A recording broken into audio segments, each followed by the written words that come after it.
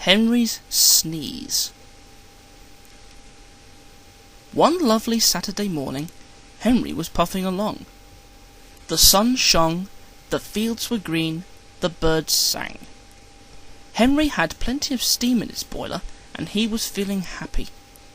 "I feel so well, I feel so well," he sang.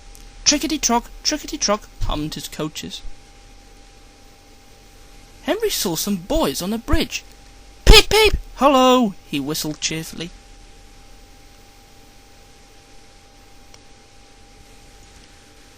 "Peep, peep, peep," he called the next moment. "Oh, oh, oh!"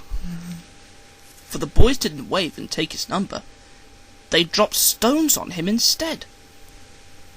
They were silly, stupid boys, who thought it would be fun to drop stones down his funnel. Some of the stones hit Henry's boiler and spoilt his paint.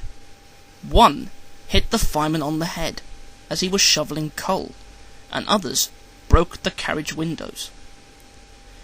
"It's a shame! It's a shame!" hissed Henry. "They've broken our glass! They've broken our glass!" sobbed the coaches. The driver opened the first aid box, bandaged the fireman's head, and planned what he was going to do.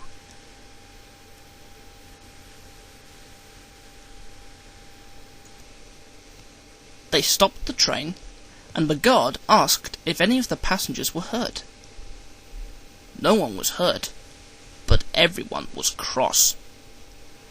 They saw the fireman's bumped head and told him what to do for it, and they looked at Henry's paint. "Call the police!" they shouted angrily. "No," said the driver. "Leave it to Henry and me. We'll teach those lads a lesson." "What will you do?" they asked. "Can you keep a secret?" "Yes, yes," they all said. "Well then," said the driver, "Henry is going to sneeze at them."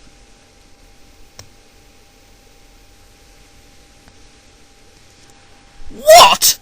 cried all the passengers. The driver laughed. "Henry draws air in through his fire and puffs it out with smoke and steam. When he puffs hard, the air blows ashes from his fire into his smoke box, and these ashes sometimes prevent him from puffing properly. When your nose is blocked, you sometimes sneeze. If Henry's smoke box is blocked, I can make air and steam blow the ashes out through his funnel. We will do it at the bridge and startle those boys."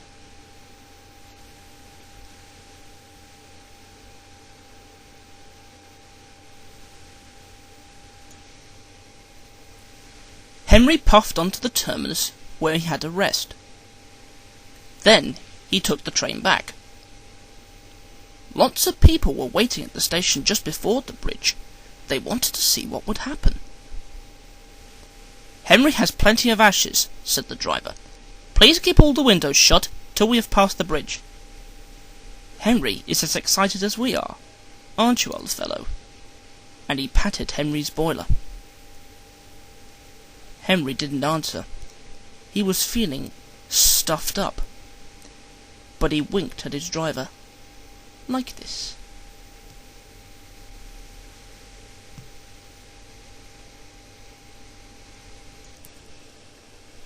The guard's flag waved, his whistle blew, and they were off. Soon, in the distance, they saw the bridge. There were the boys, and they all had stones.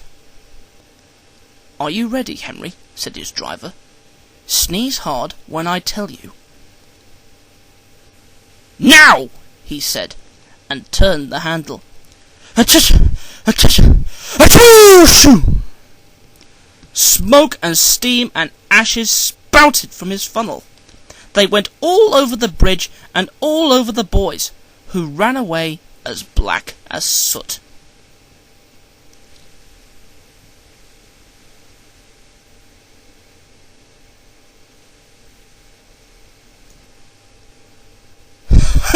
"Well done, Henry," laughed his driver. "They won't drop stones on engines again." "Your coat is all black. But we'll rub you down and paint your scratches out, and then you'll be as good as new tomorrow. Henry has never again sneezed under a bridge. The Fat Controller doesn't like it. His smoke box is always cleaned in the yard while he's resting. He has now gone under more bridges than he can count, but from that day to this, there have been no more boys with stones.